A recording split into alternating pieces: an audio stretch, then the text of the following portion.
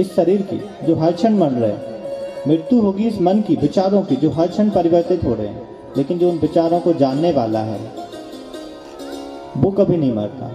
वो जैसे विचारों को जान रहा है, जैसे सर्दी गर्मी को जान रहा है, जैसे मान अपमान को जान रहा है, सुख दुख को जान रहा है, जीवन को जान रहा है, ऐसे जब ये शरीर छूटता है वो उसको भी जानता है। तो जो साक्षी रहता है वो हमारा, हम असल में वो हैं। और साक्षी क्या है? ओमकार ही साक्षी है। कहते ना भाई अपने अंदर उसको खोजो, तो अंदर हम किसको खोजें? तो जो देख रहे साक्षी भाव में देख रहे उसको हम देखें, क्योंकि आप देखेंगे कि एक जागृत व्यक्ति रहता है हमारे अंदर, एक जागृत शक्ति है। वो क्या शक्ति है? जैसे हम अलग अलग हमें एक्सपीरियंस होते हैं तो हम जानते हैं ना, ये सुख का विचार है, ये दुख का विचार है, ये मान का है, अपमान का है, सर्दी का है, गर्मी का। जब रात्रि में हम सो जाते हैं तो स्वप्न आते हैं, तो स्वप्न आते हैं तब भी कोई जागरा होता है कि स्वप्न ऐसा है।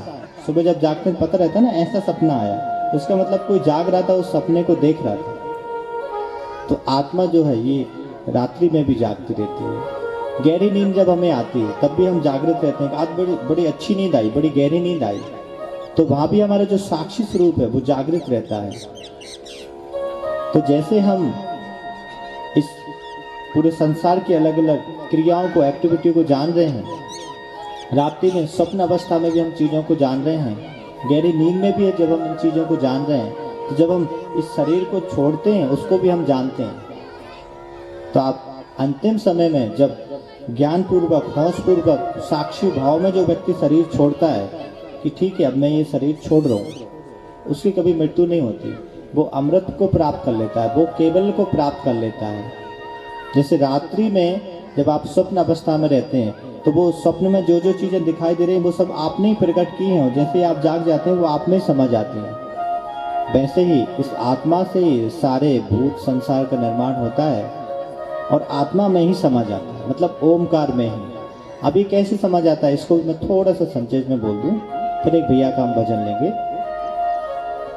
तो साक्षी जो है, ओमकार जो है, इससे ही सारी चीजें निकली हैं। शब्द है, शब्द एक निकल रहा है, धुनी निकल रही है। तो जब धुनी निकलेगी तो एक स्थान बनेगा, तो ये आकाश बन गया। फिर आकाश है तो आकाश में कुछ न कुछ रहेगा, तो वो वायु है, उसमें जल है। उसमें आप देखेंगे जल को जब हम बाष्पीकरण कर देते हैं तो वो जो है आकाश में गैस के माध्यम में परिवर्तित हो जाता है।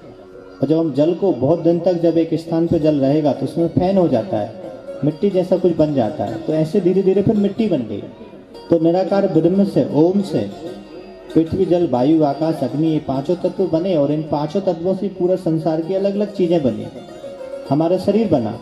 और अंत में जब हमारा शरीर छूटता है तो इन पांचों तत्व जो हैं अलग अलग अपने गुणों में मिल जाते हैं और हमारी आत्मा जो है वो ओमकार से मिल जाती है, उसी में समझ आता है। ये मैं आपको परम गूढ़ बात बता रहा हूँ, परम रहस्य बता रहा हूँ, जिसको जानने में हमें 5 साल लग गए। आपको तो मैंने 5 मिनट में बता दिया। तो इसको जब आपने जान लिया तो फिर आप मोक्ष प्राप्ति कर लेंगे। जब आप गीता जी का भी 14वां अध्याय पढ़ेंगे, 5वां अध्याय पढ़ेंगे, दूसरा अध्याय पढ़ेंगे, तो फिर आपको और विस्तृत उसमें इसकी जानकारी मिलेगी। आप मेरी कथा सुनने के बाद गीता जी एक बार जरूर पढ़ना, तो फिर गीता जी भी आप बड़े अच्छे से समझ पाएंगे। तो ऐसा